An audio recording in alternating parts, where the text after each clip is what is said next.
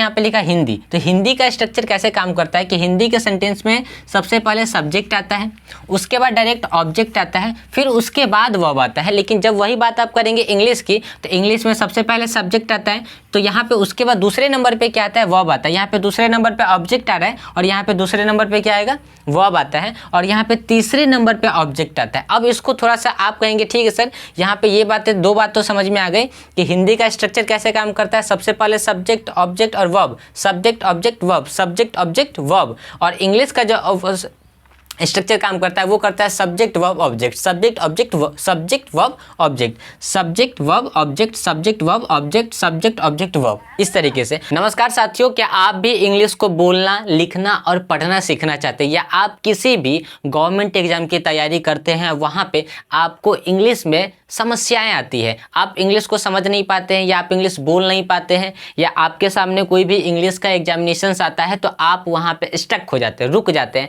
Mind पूरा blank हो जाता है। अगर इन सब समस्याओं से आप जूझ रहे हैं, या आप किसी भी जॉब्स की तैयारी कर रहे हैं, प्रमोशन चाहते हैं, इंटरव्यू को क्रैक करना चाहते हैं, पर्सनालिटी को इन्हांस करना चाहते हैं, इंग्लिश बोल के लोगों के सामने अपने नाम को, अपने रुतबे को बढ़ाना चाहते हैं, तो अगर ये सब चीज़ आप चाहते हैं, या आप इंग्लिश को लेके बहुत ही ज़्यादा फ्रस्ट्रेट हो चुके हैं, तो ये वीडियो स्पेशली आप सभी लोगों के लिए है। जो भी लोग एग्जाम्स की तैयारी करते हैं या जो भी इंग्लिश बोलना चाहते हैं, मैं सब लोगों को कंबाइंड करके इस वीडियो को बना रहा हूँ ताकि सबके लिए ये वीडियो काम करे, ठीक है। स्पेशली यहाँ पर अगर आप लोग समझेंगे कि आज आप चाहते हैं कि ठीक है बोलना, लिखना या पढ़ना आप सीखना चाहते हैं, आपके लिए भी ये वीडियो है। या आप किसी भी एग्जाम्स की तैयारी करते हैं, मैंने यहाँ पर लिख भी दिया है। सबसे पहले COT हो गया, NDA हो गया, SSC हो गया, डिफेंस हो गया, बैंकिंग हो गया, सिविल सर्विसेज, यानी कि जो भी आप किसी भी सिविल सर्विसेज को आप ले लीजिए, जो भी आप एग्जाम्स की तैयारी कर रहे हैं, हर एक एग्जाम में वो काम आएगा जो मैं आपको आज पढ़ाऊंगा। और आज की जो वीडियो होगी ना, मैं यहाँ पे अभी मार्कर मेरे हाथ में सॉरी नहीं है, यहाँ पे ये जो आज क्लास होगी आप लोगों की Day 1 की क्लास होगी। मैं Day 1, Day 2, Day 3, Day 4, Day 5 करके लाऊंगा, जिससे क्या है कि आपको कहीं भी भटकने की जरूरत नहीं पड़ेगी। इसीलिए जो लोग मुझे पहले से फॉलो कर रहे हैं वो लोग भी इस वीडियो को देखेंगे, और जो लोग नए इस वीडियो पे हैं वो लोग भी इस वीडियो को देखेंगे। बिकॉज आज से जो क्लास चलेगी वो किसके लिए चलेगी वो मैं बिल्कुल क्लियर कर देता हूँ। अगर आप इंग्लिश बोलना चाहते हैं, फिर भी मैं आपकी नींव को मजबूत करूंगा ताकि आप अंग्रेजी को बोल सके, या आप किसी भी एग्जामिनेशन की सिर्फ तैयारी करते हैं और एग्जाम्स को पास करना चाहते हैं इंग्लिश के, तो ये वीडियो भी सिर्फ आप ही के लिए है।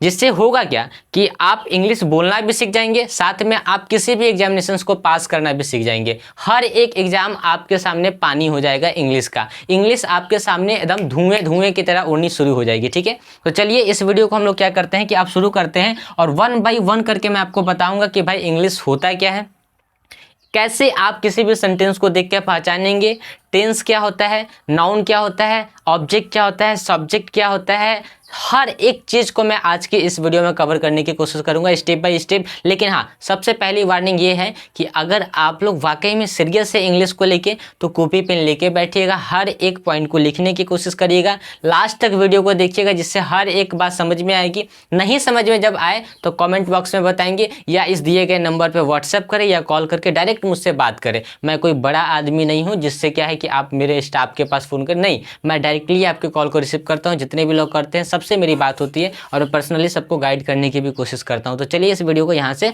शुरू करते हैं। तो Day 1 की क्लास बिल्कुल 0 से हम लोग शुरू करेंगे, जिससे होगा क्योंकि आज के बाद से फिर इन फ्यूचर आपको कभी भी इंग्लिश को लेके कन्फ्यूजन ना हो, या आप बोलने में कभी भी कन्फ्यूज ना हो, या आप किसी भी एग्जाम में जब बैठेंगे तो वहाँ पे आपको कोई भी कन्फ्यूजन नहीं होगी। इसलिए Day 1 में बिल्कुल 0 से शुरुआत करने की कोशिश करूँगा, ठीक है। यहाँ पर मैंने 2 बातें लिखी है, एक लिखा है हिंदी और एक लिखा है इंग्लिश। अब ध्यान से समझने की कोशिश करिए क्योंकि आप लोग शुरू से पढ़ते आ रहे हैं। तो हिंदी का जो सेंटेंस होता है ना, वो किस तरीके से काम करता है, उसका स्ट्रक्चर किस तरीके से काम करता है, और इंग्लिश का जो सेंटेंस या उसका स्ट्रक्चर जो होता है वो किस तरीके से काम करता है, इसको भी समझने की कोशिश सबसे पहले हम लोगों को करनी चाहिए, ठीक है। तब जाके हर एक बातें हमको समझ में आती है।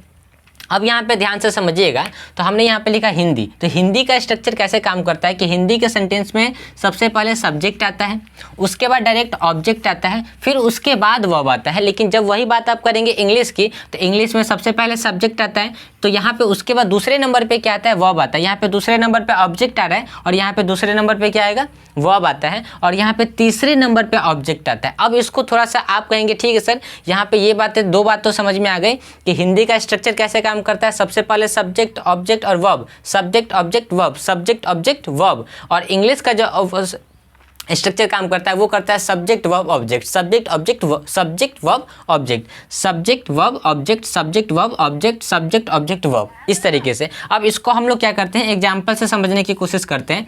यहाँ पे सबसे पहले हिंदी के एग्जाम्पल को लिखते हैं। जैसे अब हमने यहाँ पे बोला कि राम आम खाता है, ठीक है, ये आपका हिंदी का स्ट्रक्चर हो गया। अब इसको समझिए कि सबसे पहले आपका क्या आया, सब्जेक्ट। अब ये आम क्या है, ये आपका ऑब्जेक्ट है, ठीक है। अब यहाँ पे खाता है, ये क्या है आपका, ये आपका वर्ब है। तो अब हमारे यहाँ पे काम करिए ये वाला स्ट्रक्चर कि सबसे पहले क्या आता है, हिंदी में सब्जेक्ट आता है, फिर उसके बाद ऑब्जेक्ट आता है, फिर उसके बाद वर्ब आता है। इस तरीके से हिंदी का सेंटेंस काम करता है, हिंदी का स्ट्रक्चर यानी कि बनावट काम करता है। अब हम इसी को इंग्लिश में लिखेंगे तो यहाँ पे क्या आएगा, यहाँ पे लिखते हैं इसको, ठीक है, इसी के जस्ट सामने सामने, ठीक। हमने बोला इसका अंग्रेजी क्या होगा,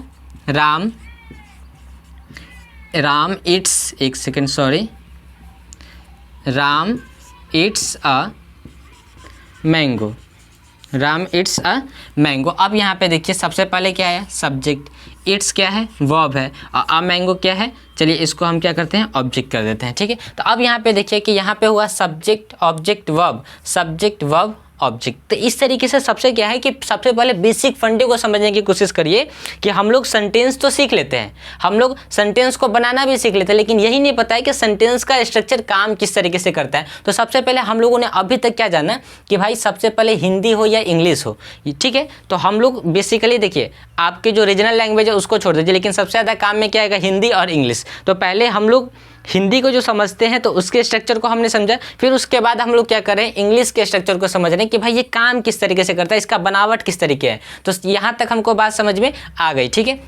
एक स्ट्रक्चर और लेते हैं। हमने बोला कि राम घर जाता है, ठीक है, यहाँ पे सब्जेक्ट हो गया राम, घर आपका ऑब्जेक्ट हो गया, और जाता है ये आपका वर्ब हो गया। अब इसी को बनाते हैं राम गोज़ टू होम, लिख देते हैं राम गोज़ टू होम, ठीक है। एक सेकेंड, यहाँ पे थोड़ा सा एम आप लोग को समझ में नहीं आएगा, हम अच्छे से लिखते हैं राम गोज़ टू होम। तो अब यहाँ पे देखिए राम सब्जेक्ट हो गया, गोज आपका वर्ब हो गया, यहाँ पे होम आपका ऑब्जेक्ट हो गया, राम घर जाता है। तो यहाँ पे हमको ये दो चार बातें समझ में आ गई। अब हम लोग क्या करते हैं कि इसको एक स्टेप और आगे लेके चलते हैं। देखिए एकदम बिल्कुल बेसिक से समझाने की कोशिश कर रहा हूँ, जिससे क्या है कि आज के बाद से आपको कभी भी यूट्यूब पे किसी और वीडियो को देखने की जरूरत ना पड़े, कभी भी ऑफलाइन में किसी और सेंटर पे इंग्लिश जाकर समझने की जरूरत ना पड़े। इसलिए मैं आपको बिल्कुल डे 1 से, यहाँ पे देखिए पहले ही डे 1 लिख दिया है, बिल्कुल भी हड़बड़ाइएगा नहीं, क्योंकि देखिए अंग्रेजी आप सालों से मेहनत करते आ रहे हैं ना, तो अब भूल जाइए कि कुछ दिन हमको दे दीजिए, 3-4 महीने हमारे साथ में रहिए, आपके इंग्लिश को इतना मजबूत कर दूंगा, इतना मजबूत कर दूंगा कि फिर कभी भी जीवन में किसी के पास इंग्लिश सीखने की जरूरत ना पड़े। ये लास्ट कोचिंग आपका होना चाहिए, ये लास्ट क्लासेस आपकी होनी चाहिए इंग्लिश की, ठीक है। इसके बाद फिर कभी भी नहीं, आप लोगों को सिखाए ऐसी तैयारी करिए, आप बार बार जीवन में सीखे नहीं, इस ऐसी तैयारी नहीं करिए, आप लोगों को सीख कर सीखे ऐसी तैयारी करनी है। चलिए इस वीडियो को एक स्टेप और आगे लेके चलते हैं, यहाँ तक बात आपको समझ में आ गई होगी, ठीक है। तो सबसे पहले हम लोगों ने हिंदी के स्ट्रक्चर को समझा, देन आफ्टर हमने इंग्लिश के स्ट्रक्चर को समझा कि भाई हिंदी में सबसे पहले सब्जेक्ट आता है, फिर ऑब्जेक्ट आता है, देन आफ्टर क्या आता है, वर्ब आता है, यानी कि वर्ब लास्ट में आता है, किसमें, हिंदी में। फिर हम लोगों ने इंग्लिश के स्ट्रक्चर को समझा, तो हमें ये पता चला कि सबसे पहले क्या आता है, सब्जेक्ट आता है, सेम हिंदी में जैसे आता है वैसे इंग्लिश में आता है, लेकिन दूसरे नंबर पर जो इंग्लिश में आता है वो वर्ब आता है, और तीसरे नंबर पर क्या आता है, ऑब्जेक्ट आता है। लेकिन हिंदी में इसका जस्ट अपोजिट है कि पहले दूसरे नंबर पे क्या आता है, ऑब्जेक्ट आता है, और तीसरे नंबर पे क्या आता है, वर्ब आता है। तो ये दो बेसिक फंडे हम लोगों ने समझे कि हिंदी का स्ट्रक्चर किस तरीके से काम करता है और इंग्लिश का स्ट्रक्चर किस तरीके से काम करता है। ये दो बातें हमको समझ में आ गई। अब हम लोग कहाँ पे आते हैं, सबसे पहले आते हैं लेटर पे, देन आफ्टर हम लोग आएंगे इसके बाद वर्ड पे, और फिर हम लोग इसके आगे बढ़ेंगे, ठीक है। 1 बाय 1 करके आज के इस वीडियो में D1 में आपके पूरे बेसिक फंडे क्लियर कर दूंगा, जिससे अंग्रेजी आपको आसान लगना शुरू हो जाएगी। और जब अंदर से कॉन्फिडेंस आ जाता है ना कि भाई अब तो अंग्रेजी समझ में आ रही है। देखिए सबसे बड़ी दिक्कत क्या है कि कोई भी स्टूडेंट हो या कोई भी इंसान हो, किसी भी काम में या किसी भी सब्जेक्ट में वो अपने आप को वीकनेस यानी कि वीक कब महसूस करना शुरू करता है, जब उसको बातें समझ में नहीं आती है। और बातें कब समझ में नहीं आती है, जब उसका जो है बेसिक या उसका फाउंडेशन, उसकी जो जड़ है ना वो मजबूत नहीं रहती है, उसको कुछ कुछ बातें समझ में नहीं आती है।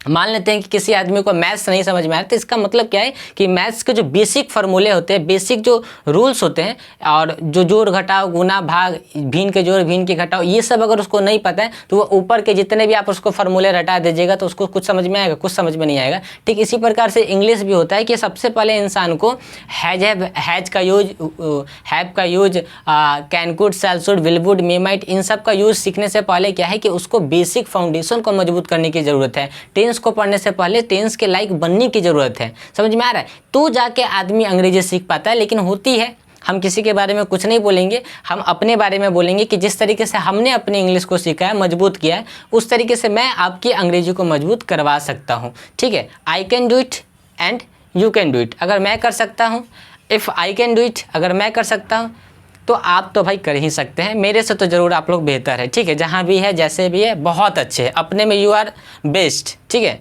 You are best. समझने की कोशिश करिए। यहाँ पे लेटर है, ठीक है, तो लेटर की संख्या कितनी है? ABCD में 26 है, यानी कि 26 ABCD में टोटल लेटर्स की संख्या कितनी है? 26 है। और 26 को आप दो भागों में सिंपली बांटेंगे। सबसे पहले आप बोलेंगे फर्स्ट जो होता है वो वॉवल्स होता है, और सेकंड जो होता है वो कॉन्सोनेंट होता है। ठीक है, आप यहाँ पे बोल दीजिए कॉन्सोनेंट्स। ठीक है, अब जो वॉवल्स की संख्या है वो कितनी है? तो उसकी संख्या 5 है। आप यहाँ पे मैं लिख भी देता हूँ A, I, O और U। ये किसकी संख्या है? ये वॉवल्स की संख्या है। और उसके बाद बाकी जो बचते हैं 21, वो किसकी संख्या है? कॉन्सोनेंट की संख्या है। ठीक है, इतना बात हमको समझ में आ गया। अब वॉवल्स और कॉन्सोनेंट होता क्या है, इसका यूज किस तरीके से होता है, ये सब मैं आपको बाद में सिखाऊंगा। अभी सिर्फ आप लोग बेसिक फंडे को समझिए। 1 बाय 1 करके कॉन्सोनेंट का चैप्टर बहुत ही अच्छा चैप्टर है, और इसका यूज बहुत ही अच्छे तरीके से किया जाता है कॉम्पिटिटिव एग्जाम्स में और इंग्लिश बोलने के लिए, वॉवल्स और कॉन्सोनेंट दोनों का। तो मैं आपको ऊपर नहीं बताऊंगा। अभी हमने सिर्फ लेटर को समझा कि लेटर होता क्या है। लेटर यानी कि एक वर्ड, जैसे आपने यहाँ पे बोला आर, ये क्या है? ये एक लेटर है। ठीक है, आपने बोला यहाँ पे यू, ये क्या है? एक लेटर है। तो ABCD के अलग अलग लेटर्स को आप क्या बोलेंगे? 1 बाई आर लेटर है, यू लेटर है। ठीक है, अब उसके बाद हम लोग समझते हैं क्या, और देखिए एक चीज़ और बताता हूँ। जैसे ये आर क्या है? एक लेटर है। यू क्या है? एक लेटर है। लेकिन आपने ए, यहाँ आपने बोला ए और यहाँ पे बोला टू जेड। अब ये A to Z क्या हो गया? तो ये एक आपका अल्फ़ाबेट हो गया। ठीक है, ये क्या हो गया? आपका अल्फ़ाबेट्स हो गया। ठीक है, तो इसको हम अल्फ़ाबेट्स कहते हैं, यानी A to Z लेटर्स को हम क्या बोलते हैं? अल्फ़ाबेट्स। और जब वही अल्फ़ाबेटों को हमको अलग अलग करके बोलेंगे, जैसे R, U, V, ये सब अलग अलग है, तो उसको बोलेंगे लेटर। और जब सबको साथ में एक बार बोलते हैं A to Z, तो वो हो जाता है आपका अल्फ़ाबेट। यहाँ पे दो बातें हम लोगों ने सीख ली। अब हम लोग आते हैं अपने मेन जगह पे। अब अंग्रेजी की शुरुआत यहाँ से शुरू हो गई। ठीक है, तो आप पूछेंगे कि ठीक है सर वर्ड्स क्या होता है? तो शुरू से आप लोग भी पढ़ते आए होंगे, और आप लोग को भी पता होगा इसकी बेसिक जानकारी कि भाई वर्ड्स यानी कि एक शब्दों का जो समूह होता है, यानी जैसे यहाँ पे लेटर है। ठीक है, तो अब जैसे अब इसी लेटर को हम लोग क्या बोलेंगे? जैसे हमने यहाँ पे बोला RAT, रैट। अब ये रैट क्या है? ये एक वर्ड बन गया। वर्ड कैसे बना? तो यहाँ पे एक R है, यहाँ पे A है और यहाँ पे T है, यानी कि एक लेटर, दो लेटर और तीन लेटर, यानी तीन लेटर को मिला के एक वर्ड बन गया। अब यहाँ पे होता क्या है कि हम लोग को शुरू से ये चीज़ सिखाया गया, हमको यहाँ पे बोला गया कि अ ग्रुप ऑफ लेटर्स, ठीक है, a group of letters is called word. A group of letter is called word, यानी कि एक शब्द, यानी कि एक अक्षरों के समूह को, यानी कि अक्षरों के समूह को, ग्रुप ऑफ लेटर्स यानी अक्षरों के समूह को क्या बोलते हैं? वर्ड बोलते हैं। जैसे यहाँ पे ये अक्षरों का एक समूह है, यानी कि लेटर का एक ग्रुप है RAT, यानी कि तीन अक्षर एक साथ में मिल गए तो एक वर्ड का निर्माण हो गया। यहाँ तक बातें हमको समझ में आती है। लेकिन अगर हम बोले कि ठीक है ये जो है ना, ये जो हम लोग को शुरू से पढ़ाया गया है किताब में, ये पूरी बात नहीं है, इस पर थोड़ा सा क्वेश्चन मार्क लगाया जा सकता है। तो क्वेश्चन मार्क हम कैसे लगाएंगे? क्योंकि हम बोल सकते हैं कि ठीक है अगर आप हमको बोलते हैं कि RAT रैट होता है, तो और एक जो है अक्षरों का जो समूह होता है वो क्या होता है? उसको मिलने से एक वर्ड्स बनता है। तो हम इसको उल्टा करके देखते हैं, हम बोलते हैं TAR। अब क्या ये वर्ड बना? तो जवाब आएगा नहीं। क्या इसकी मीनिंग निकली? तो जवाब आएगा नहीं। इसकी मीनिंग निकल गई, ये एक वर्ड है। इसकी मीनिंग नहीं निकली तो ये एक वर्ड नहीं है। इसका मतलब सब, यानी कि अक्षरों के समूह को, यानी कि ग्रुप ऑफ लेटर्स को हम सिर्फ वर्ड नहीं कर सकते, हमको थोड़ा इसको और अच्छे से समझने की कोशिश करनी पड़ेगी। तो हम अच्छे से समझने के लिए क्या बोल सकते हैं? हम बोल सकते हैं arranged group of letters arranged group of letters, ठीक है, विच make a complete sense is called word। अब हमने यहाँ पे क्या बोला कि सबसे पहले अरेंज ग्रुप ऑफ लेटर्स, यानी कि सबसे पहला जो आपका लेटर होना चाहिए वो अरेंज होना चाहिए, यानी कि ग्रुप का जो सब यानी कि अक्षरों का जो समूह होना चाहिए वो एक अरेंज तरीके से होना चाहिए। और विच मेक अ कंप्लीट सेंस, यानी कि जो आपको एक पूर्ण अर्थ देता हो, यानी कि विच मेक अ कंप्लीट सेंस, यानी कि वो एक पूरा अर्थ देता हो। यानी कि सबसे पहले तो आपने बोला RAT, ये एक अरेंज है, आर के बाद ए आएगा, ये एक अरेंज है, और ए के बाद क्या आएगा, टी आएगा। तो ये सबसे पहले एक अक्षर का समूह है जो क्या है, अरेंज है, और उसके बाद ये एक कंप्लीट सेंस देता है कि RAT, रैट का मतलब क्या होता है, चूहा होता है, रैट का मतलब क्या होता है, चूहा। तो ये एक सेंस दे रहा है। तो सबसे पहले तो ये एक अरेंज होना चाहिए अक्षरों का समूह, और दूसरा वो एक कंप्लीट सेंस दे, यानी कि एक पूर्ण अर्थ देता हो, तो जाके हम उसको क्या बोलते हैं, वर्ड्स बोलते हैं। यहाँ तक तो आपको बात समझ में आ गई होगी कि लेटर मतलब क्या होता है। जैसे आपने बोला ए, आपने बोला बी, आपने बोला सी, ये सब अलग अलग करके बोल रहे हैं तो वो लेटर है, लेकिन आपने बोला A to Z तो वो हो गया अल्फ़ाबेट, ठीक है। अक्षरों को आप दो भागों में बांट सकते हैं, एक वोवेल्स के भाग में, एक कॉन्सोनेंट के भाग में। वोवेल्स की संख्या 5 है, कॉन्सोनेंट की संख्या 21 है। उसके बाद यहाँ पे आ जाता है क्या, लेटर से क्या बनता है आपका वर्ड्स। तो लेटर से वर्ड्स कैसे बनता है, तो ग्रुप ऑफ लेटर्स को वर्ड्स नहीं कहते हैं, arrange group of letter which make a complete sense is called word. यानी कि अक्षरों का जो समूह है वो क्या होना चाहिए, अरेंज होना चाहिए, और वहाँ से एक पूर्ण अर्थ मिलता हो तो जाके हम उसको वर्ड्स कहते हैं। यहाँ तक आपको बात समझ में आ गई होगी। अब हम लोग क्या करते हैं, इसके एक और स्टेप आगे चलते हैं, ठीक है।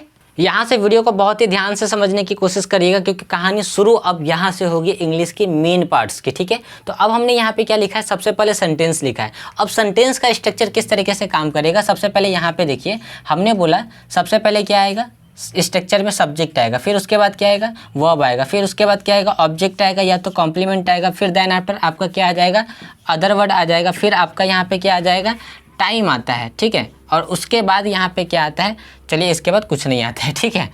तो सबसे पहले सब्जेक्ट आएगा, वर्ब आएगा, ऑब्जेक्ट या कॉम्प्लीमेंट, अदर वर्ड और टाइम आएगा। इस तरीके से क्या है कि एक स्ट्रक्चर यानी किसी भी सेंटेंस को फ्रेम किया जाता है, ठीक है, इसी के ऊपर फ्रेम किया जाता है। तो सबसे पहले यहाँ पे क्या लिखा हुआ है, सब्जेक्ट लिखा है। तो अब हम लोग यहाँ पे क्या करते हैं, हम यहाँ पे बोलते हैं कि भाई सब्जेक्ट क्या होता है, इसको समझने की कोशिश करते हैं। उससे भी पहले कि सब्जेक्ट क्या होता है इसको समझने से पहले हम लोग एक काम करेंगे कि हम बोलेंगे कि मान लीजिए कि ये वाइट बोर्ड आपके सामने है, ठीक है। अब इस वाइट बोर्ड को कहते क्या है, इसका मीनिंग क्या होता है, इसको समझने से पहले क्या है कि ये वाइट बोर्ड बनता है, तो इसको बनाने के लिए किन किन मटेरियल्स की ज़रूरत पड़ती है, सबसे पहले उसको समझ लेते हैं। जब हमको पता चल जाए कि अगर कोई घर बनाना है तो उस घर को बनाने के लिए किन किन मटेरियल्स की ज़रूरत पड़ती है, अगर ये पता चल जाए तो आप भी मिस्त्री बन सकते हैं, ठीक है। उसके बाद आपको समझ में आ जाएगा कि भाई घर को बनाने के लिए सबसे पहले सीमेंट की, बालू की, गिट्टी की, छड़ की, ईंट की, सबकी ज़रूरत पड़ती है, मिट्टी की सबकी ज़रूरत पड़ती है, तो जाके एक घर आप बना सकते हैं, ठीक है। इसी तरीके से ये जो स्ट्रक्चर है यानी कि सेंटेंस है, तो सेंटेंस में सबसे पहले सब्जेक्ट आया। तो सब्जेक्ट होता क्या है, इसको समझने से पहले सब्जेक्ट होने के लिए किन किन चीज़ों की ज़रूरत पड़ती है इसको समझने की कोशिश करते हैं, ठीक है। तो अब इसको समझने के लिए हम क्या बोल सकते हैं कि हम बोल सकते हैं व्हाट आर द इसेंशियल, ठीक है, essential things, what are the essential things for being a subject. अब यहाँ पे हम लिख देते हैं सब्जेक्ट और ऑब्जेक्ट। तो हमने क्या यहाँ पे बोला है कि what are the essential things for being a subject और ऑब्जेक्ट, यानी कि सब्जेक्ट या ऑब्जेक्ट होने के लिए, यानी कि जो सब्जेक्ट होता है ना वही ऑब्जेक्ट भी होता है, जो ऑब्जेक्ट होता है वही सब्जेक्ट भी होता है। तो इसका मतलब क्या है कि भाई ना ही सब्जेक्ट अलग है ना ही ऑब्जेक्ट अलग है, लेकिन इसके कॉन्सेप्ट को समझने की कोशिश सबसे पहले हमको करनी ही पड़ेगी। और कॉन्सेप्ट कब समझ में आएगा, जब हमारा बेसिक मजबूत होगा। तो सबसे पहले हमने क्या जाना कि भाई सब्जेक्ट होता क्या है उसको समझने से पहले ये समझिए कि सब्जेक्ट होने के लिए चाहिए क्या। ठीक है, यहाँ पे लिखा है कि what are the essential things for being a subject और ऑब्जेक्ट। सब्जेक्ट या ऑब्जेक्ट होने के लिए क्या क्या चीज़ों की जरूरत पड़ती है ये सबसे पहले समझते हैं। ठीक है, तो अब क्या करते हैं कि हम इन सब चीज़ों को मिटाते हैं और समझते हैं कि सब्जेक्ट होने के लिए क्या क्या चीज़ चाहिए। तो चलिए इसको हमने क्या किया, एक तुरंत में मिटाया। ठीक है, और अब हम यहाँ पे क्या लिखेंगे, सब्जेक्ट। ठीक है, चलिए 1 मिनट में काम हम लोग का यहाँ से ख़त्म हो गया। ठीक है, इसको उधर करते हैं वायर को। अब हमने यहाँ पे लिखा सब्जेक्ट।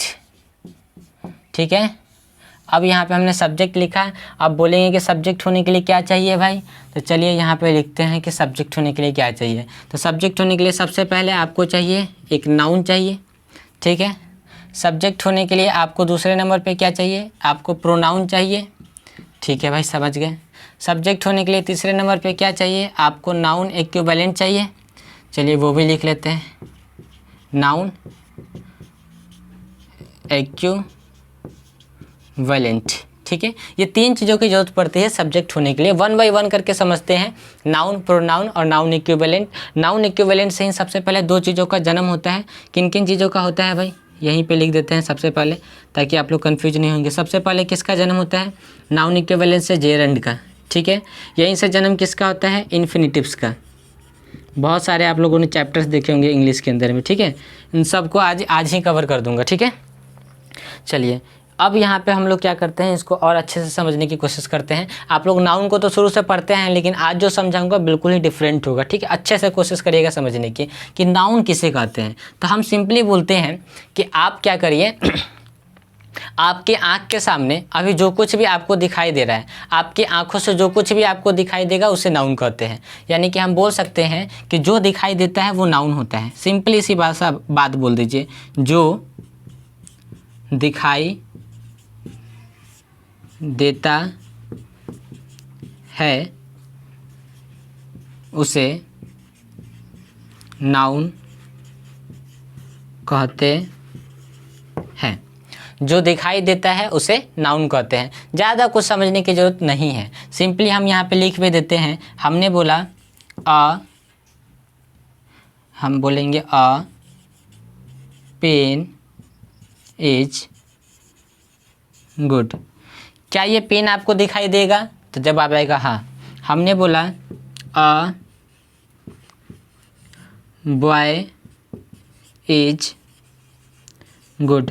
क्या ये लड़का आपको दिखाई देगा, तो जवाब आएगा हाँ सर दिखाई देगा। तो जो दिखाई देता है आँख के सामने, कुर्सी, टेबल, गिट्टी, बालू, जो कुछ भी आप आँख से देख सकते हैं वो सब कुछ क्या है, वो नाउन है। ठीक है, यहाँ तक बात समझ में आ गई। अब हमने बोला कि प्रोनाउन क्या होता है, तो चलिए प्रोनाउन को भी समझने की कोशिश करते हैं। देखिए यहाँ पे प्रो है और यहाँ पे नाउन है, यानी कि यहाँ पे प्रोनाउन में भी नाउन की झलक होती है।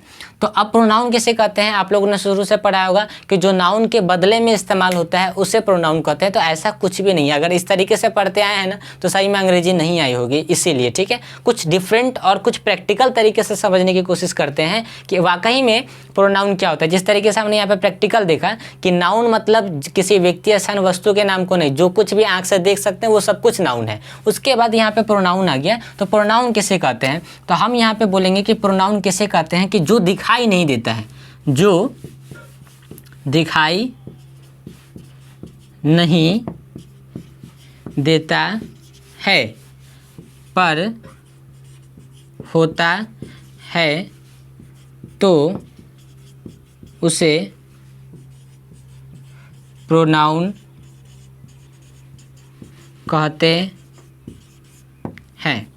तो उसे प्रोनाउन कहते हैं। सबसे पहले देखा नाउन में कि जो दिखाई देता है उसे नाउन कहते हैं, और प्रोनाउन में देखा कि जो दिखाई नहीं देता है उसे प्रोनाउन कहते हैं। जो दिखाई देता है उसे नाउन कहते हैं, जो दिखाई नहीं देता है पर होता है उसे प्रोनाउन कहते हैं। तो भाई क्या दिखाई नहीं देता है पर होता है, कैसे समझ में आएगा।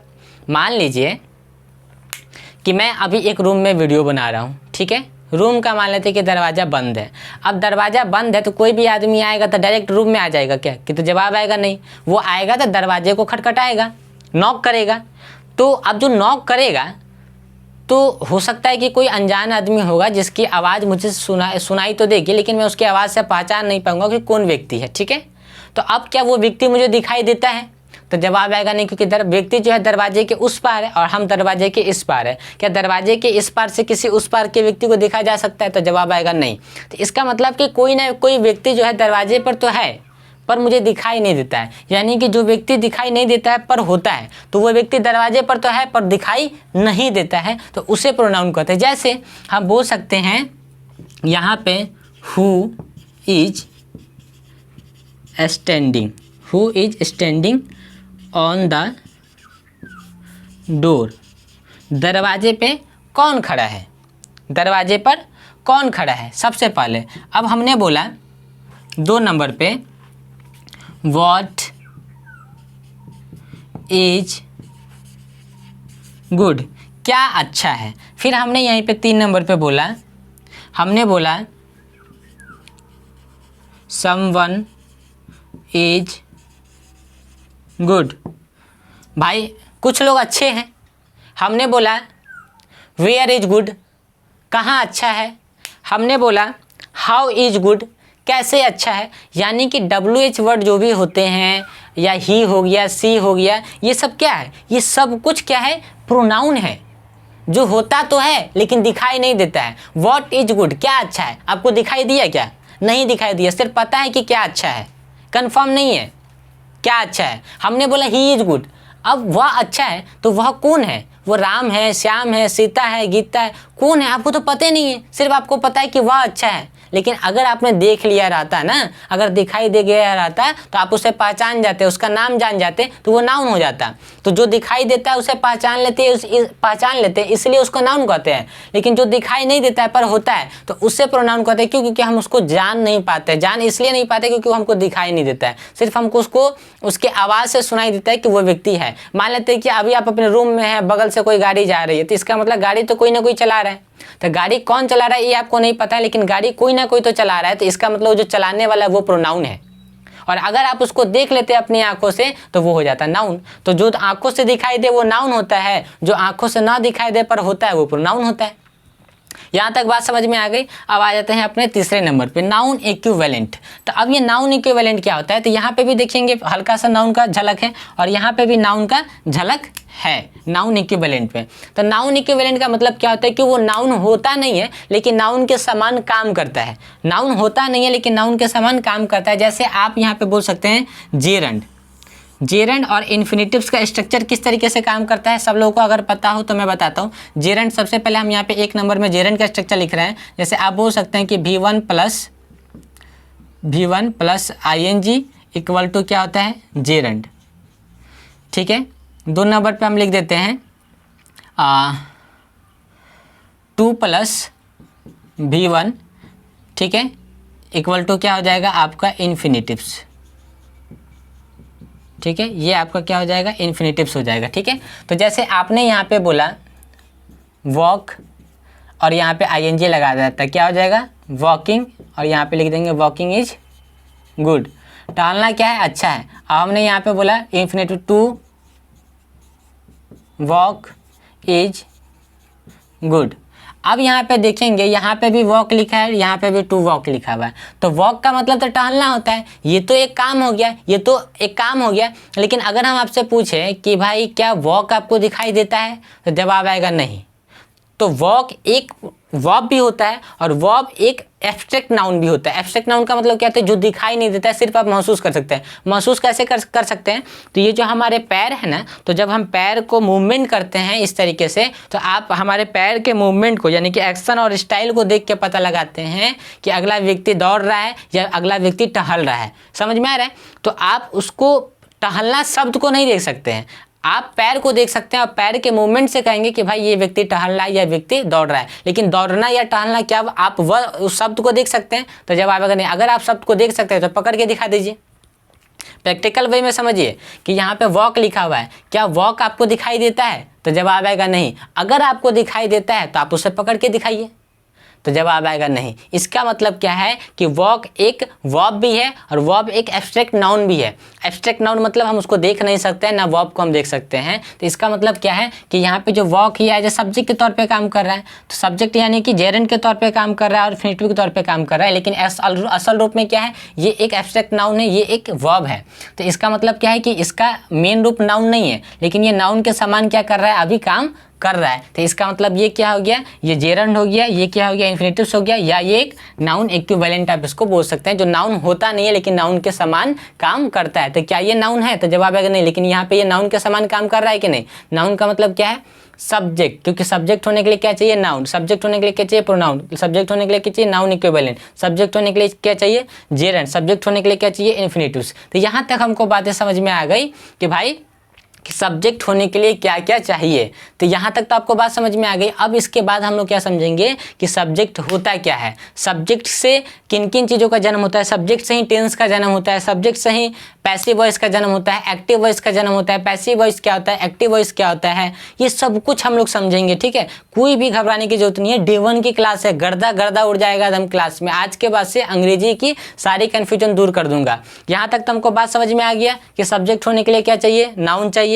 नाउन के बाद क्या चाहिए, प्रोनाउन चाहिए। प्रोनाउन के बाद नाउन इक्विवेलेंट चाहिए। नाउन इक्विवेलेंट से किसका जन्म होता है, जेरेंट का। नाउन इक्विवेलेंट से किसका जन्म होता है, इन्फिनिटिव्स का। हम लोग शुरू से में अलग अलग पढ़ते चलाते थे भाई, नहीं, पहले जड़ को समझिए, बेसिक को समझने की कोशिश करिए, ठीक है। अब सबसे पहले एक और बात बता देता हूँ कि हम लोग बिल्कुल फ्री ऑफ कॉस्ट आप लोग के लिए कोर्स लेके आ रहे हैं डे 1 से। लेकिन अगर आपको फिर भी कोई कन्फ्यूजन रहता है या आप चाहते हैं कि नहीं हम सर के साथ में पर्सनली रह के जो है आपकी गाइडलाइंस में सीखना चाहते हैं इंग्लिश, तो आप हमारे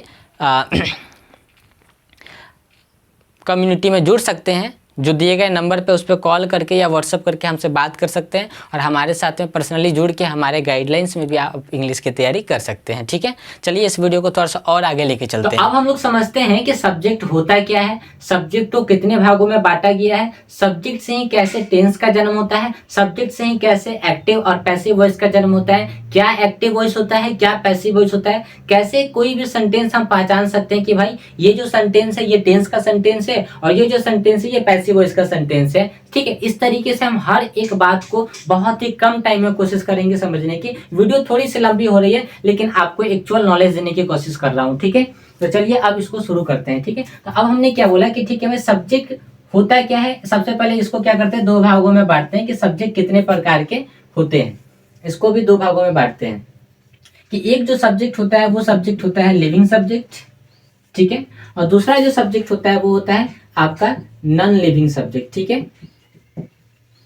नॉन लिविंग सब्जेक्ट ये आपका एक लिविंग सब्जेक्ट है और ये आपका एक नॉन लिविंग सब्जेक्ट है, ठीक है। ये 2 बातें हमको समझ में आ गई, ठीक। अब यहाँ तक हमको बात समझ में आ गई। अब उसके बाद आप बोलेंगे कि ठीक है सब सर एक काम करिए कि सब्जेक्ट कितने प्रकार के होते हैं। ये तो बात समझ में आ गई कि एक सब्जेक्ट लिविंग होता है और एक सब्जेक्ट नॉन लिविंग होता है। लेकिन उससे पहले थोड़ा सा ये समझ लेते हैं कि सब्जेक्ट होता क्या है, ठीक है। सबसे पहले तो ये जानिए कि नाउन क्या होता है। नाउन मतलब कि जो दिखाई देता है वो नाउन होता है। उसके बाद कि जो दिखाई देता है वो नाउन होता है, जो दिखाई देता है वो नाउन होता है, तो जो नाउन होता है वही तो सब्जेक्ट होता है। तो इसका मतलब हम सब्जेक्ट को बोल सकते हैं कि जो देख सकते हैं, जिसे छू सकते हैं, ठीक है, जिसका भी कुछ नाम होगा, जिसका नाम लेते दिमाग में एक फोटो बन जाती है, उसे हम सब्जेक्ट कहते हैं। सबसे पहले हमने क्या बोला कि जिसका क्या होता है, नाम होता है, जिसे देख सकते हैं, जिसे क्या कर सकते हैं, देख सकते हैं, जिसे क्या कर सकते हैं, छू सकते हैं, और उसके बाद जिसका नाम लेते दिमाग में फोटो बन जाती है। जैसे हमने बोला यहाँ पे अभी हमने बोला एरोप्लेन, हवाई जहाज, तो क्या आपके सामने अभी एरोप्लेन है, तो जवाब आएगा नहीं। लेकिन जैसे हमने एरोप्लेन का नाम लिया दिमाग में फोटो बनी कि नहीं बनी, एरोप्लेन की फोटो बनी। तो इसका मतलब क्या है कि जिसका नाम सुनाई देते यानी कि जिसका नाम लेते आपके दिमाग में कोई फोटो बन जाती है तो उसे हम सब्जेक्ट कहते हैं। जिसका भी कुछ नाम होता है उसे हम सब्जेक्ट कहते हैं। जिसे हम देख सकते हैं उसे हम सब्जेक्ट कहते हैं। जिसे हम छू सकते हैं उसे हम सब्जेक्ट कहते हैं। यहाँ तक बात आपको समझ में आ गई कि सब्जेक्ट किससे कहा जाता है, ठीक है। अब हम आपको विशेष इस पे ज्यादा दिमाग लगाने के लिए नहीं बोलेंगे, ठीक है। सबसे आसान भाषा में समझा दिया। If you can see that, जिसे आप देख सकते हैं, ठीक है, जिसे आप टच कर सकते हैं, जिसका भी कुछ नाम होगा, जिसका भी मान लेते हैं कि नाम लेते दिमाग में फोटो बन जाती है, आप इमेजिन करने लगते हैं उस फोटो को, वो सब क्या है, वो सब सब्जेक्ट है। ठीक है, क्योंकि जो सब्जेक्ट होता है वही तो नाउन होता है, क्योंकि नाउन से ही सब्जेक्ट निकला है और सब्जेक्ट होने के लिए नाउन की जरूरत पड़ती है।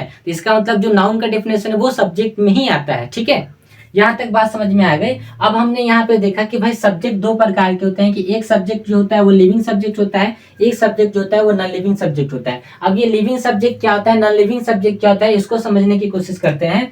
तो हम बोल सकते हैं कि जिस व्यक्ति के अंदर में, यानी कि जिस भी प्राणी में जान है वो लिविंग होता है, यानी कि जो सांसें ले रही है, जिसकी सांसें चलती है वो लिविंग सब्जेक्ट होता है। जिसकी सांसें नहीं चलती है, जो निर्जीव होता है, उसे नॉन लिविंग सब्जेक्ट कहते हैं। जो लिविंग होगा वही व्यक्ति डूअर भी होगा, जो लिविंग होगा वो डूअर होगा। यानी कि लिविंग का मतलब क्या होता है कि कोई भी आदमी 10% लिविंग है। जैसे आप कह सकते हैं कि कोई व्यक्ति कोमा में है, तो वो कोमा में है तो सिर्फ उसकी सांसें चलती है, वो कोई काम नहीं करता है। इसका मतलब क्या है कि सांसें चलना सिर्फ 10% ही काउंट होगा। लेकिन अगर उसके बाद कोई व्यक्ति जिंदा है, यानी कि जीवित है, तो इसका मतलब क्या है कि वो काम करेगा सुबह से लेकर शाम तक। तो 90% कोई भी व्यक्ति काम करता है और 10% उसकी सांसें चलती है, तो हम कह सकते हैं कि कोई व्यक्ति 100% जीवित है। ठीक है, यहाँ तक हमको बात समझ में आ गई। तो जो व्यक्ति लिविंग है वही डूअर भी होगा, और जो व्यक्ति नॉन लिविंग है वही क्या होगा, नॉन डूअर होगा, यानी कि वो काम नहीं करेगा। ठीक है, जो लिविंग नहीं रहेगा वो काम नहीं करेगा। समझ में यहाँ तक हमको बातें आ गई। अब हमको यहाँ से ये समझना है कि भाई कि जो व्यक्ति लिविंग होता है, जो व्यक्ति डूअर होता है, अगर उसके द्वारा कोई काम होता है तो वहां से जन्म होता है किसका, टेंस का। और टेंस को ही क्या बोलते हैं, एक्टिव वॉइस। क्या बोलते हैं, एक्टिव वॉइस बोलते हैं। ठीक है, अब हमारी बात को ध्यान से समझने की कोशिश करिए। बहुत ही बड़ा टॉपिक यहाँ पे लेके आया हूँ और बहुत ही आसान भाषा में लिखते दिया, लेकिन इसको अच्छे से समझने की कोशिश करिएगा। ठीक है, जस्ट लाइक मान लेते हैं कि मैं और आप, आपके आसपास जो भी लोग दिखाई देते हैं, कुत्ता हो, बिल्ली हो, जानवर हो, पक्षी हो या इंसान हो, ठीक है, कुछ भी जो जीवित है, अगर उसके द्वारा कोई काम होता है तो इसका मतलब क्या है कि उसे हम क्या बोलेंगे, टेंस बोलेंगे। जैसे मैं पढ़ाता हूँ तो ये काम कौन कर रहा है, मैं करता हूँ। आप पढ़ते हैं तो ये काम कौन कर रहा है, आप करते हैं। कुत्ता भौंकता है तो काम भौंकने का कौन करता है, कुत्ता करता है। बिल्ली म्याऊ म्याऊ करती है तो बिल्ली म्याऊ म्याऊ करती है, तो बिल्ली के द्वारा। तो बिल्ली जीवित है, कुत्ता जीवित है, मैं जीवित हूँ, आप जीवित है। ठीक है, तो ये सब काम कौन कर रहा है, जीवित व्यक्ति कर रहा है, यानी कि लिविंग करता है। तो आज के बाद से याद रखिए, कोई भी जीवित व्यक्ति अगर काम करता है, कोई भी जीवित जानवर काम करता है, कोई भी जीवित पक्षी काम करता है, तो अगर उसके द्वारा कोई काम होता है तो हम उसे क्या बोलते हैं, टेंस बोलते हैं। मैं पढ़ाता हूँ, ये एक टेंस है। आप पढ़ते हैं, ये एक टेंस है। कुत्ता भौंकता है, ये एक टेंस है। बिल्ली म्याऊ म्याऊ करती है, ये टेंस है। चिड़िया आकाश में उड़ती है, ये एक टेंस है। समझ में आ रहा है?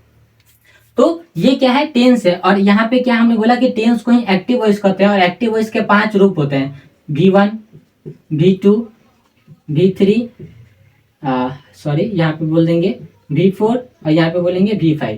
ये क्या है, ये आपके एक्टिव वॉइस के 5 रूप होते हैं, जिसके हम बोलते हैं V1, V2, V3, V4, V5। यानी कि वर्ब के 5 रूप का जन्म कहाँ से हुआ है, एक्टिव वॉइस से हुआ है, यानी कि टेंस से हुआ है। ठीक है, अब उसके बाद यहाँ पे समझिए कि जो व्यक्ति जीवित नहीं, यानी कि जो निर्जीव वस्तु होती है, जैसे ये व्हाइट बोर्ड क्या है, एक निर्जीव वस्तु है। कुर्सी क्या है, निर्जीव वस्तु है। मोबाइल फोन क्या है, निर्जीव वस्तु है। ये मार्कर क्या है, निर्जीव वस्तु है। जिसको आप क्या बोलते हैं, जिसके अंदर में कोई जान नहीं है, तो क्या वो खुद से कोई काम करेगा? हम बोलेंगे कि व्हाइट बोर्ड बिकता है, तो व्हाइट बोर्ड क्या खुद से बिकता है? व्हाइट बोर्ड बनता है, क्या व्हाइट बोर्ड खुद से बनता है?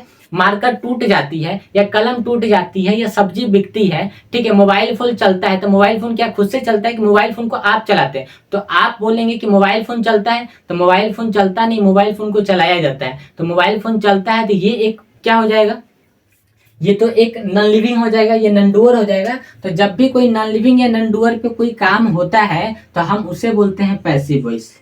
क्या बोलते हैं, पैसिव वॉइस।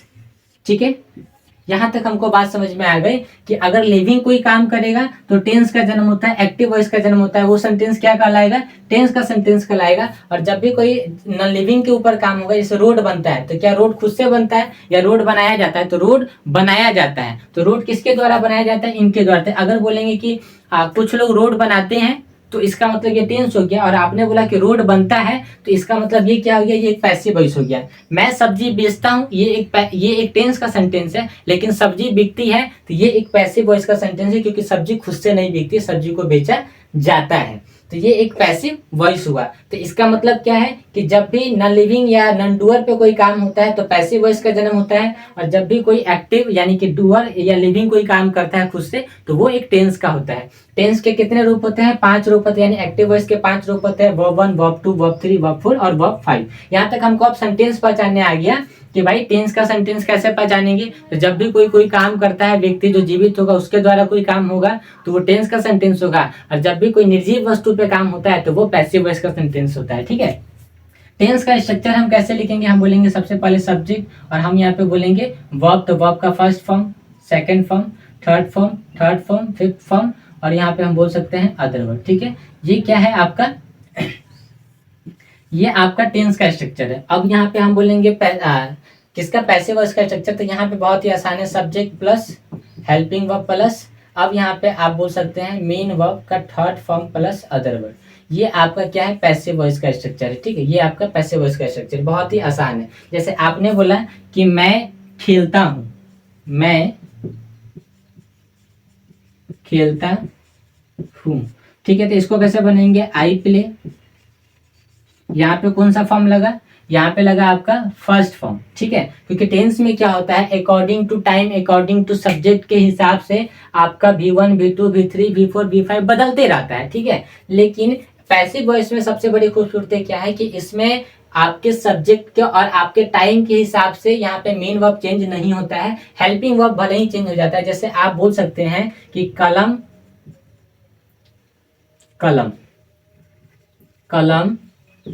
टूट जाती है। ठीक है, तो अब आप यहाँ पे बोलेंगे पेन। ठीक है, अब हेल्पिंग वर्ब यहाँ पे क्या आ जाएगा? पेन एक है तो इज आ गया, क्योंकि प्रेजेंट टाइम का सेंटेंस है। और यहाँ पे टूटना की अंग्रेजी क्या होती है? ब्रेक। तो ब्रेक का यहाँ पे क्या लगाएंगे? हम थर्ड फॉर्म ही लगाएंगे। यहाँ पे फॉर्म चेंज हो सकता है वर्ब का, लेकिन यहाँ पे फॉर्म चेंज नहीं होगा, यहाँ पे V3 ही लगेगा। चाहे सेंटेंस जो है वो पास्ट का हो, फ्यूचर हो, उससे कोई मतलब नहीं है। प्लूरल हो, सिंगुलर हो, उससे भी कोई मतलब नहीं है। हेल्पिंग वर्ब चेंज होगा, लेकिन मेन वर्ब का थर्ड फॉर्म ही लिखाएगा। तो ब्रेक का थर्ड फॉर्म क्या होता है? ब्रोकन होता है। तो हम यहाँ पे बोलेंगे ब्रोकन। तो आप पेन इज ब्रोकन। तो पेन क्या है? एक कॉमन नाउन है, तो कॉमन नाउन हमेशा अपने साथ में आर्टिकल लेके आता है। तो हम बोल सकते हैं आ पेन, या हम बोल सकते हैं द पेन इज ब्रोकन, या आ पेन इज ब्रोकन। ठीक है, इस तरीके से हमको यहाँ तक तो बात समझ में आ गई कि कोई भी अगर जीवित व्यक्ति यानी कि लिविंग पर्सन द्वारा कोई काम होता है तो वो टेंस होता है, नॉन लिविंग पे अगर कोई काम होता है तो पैसिव वॉइस होता है। टेंस का स्ट्रक्चर यहाँ पे लिखा हुआ है और पैसिव वॉइस का स्ट्रक्चर यहाँ पे लिखा हुआ है। इस तरीके से आप क्या कर सकते हैं, कोई भी सेंटेंस को पहचान सकते हैं। तो आज अभी तक हम लोगों ने यहाँ तक तो सीख लिया कि भाई अब हम सेंटेंस को पहचानना सीखे। अब इसके बाद डे 2 की वीडियो बहुत ही शानदार होगी। आप लोग बताइएगा कमेंट करके कि आप लोग को कितना कुछ सीखने के लिए मिला है।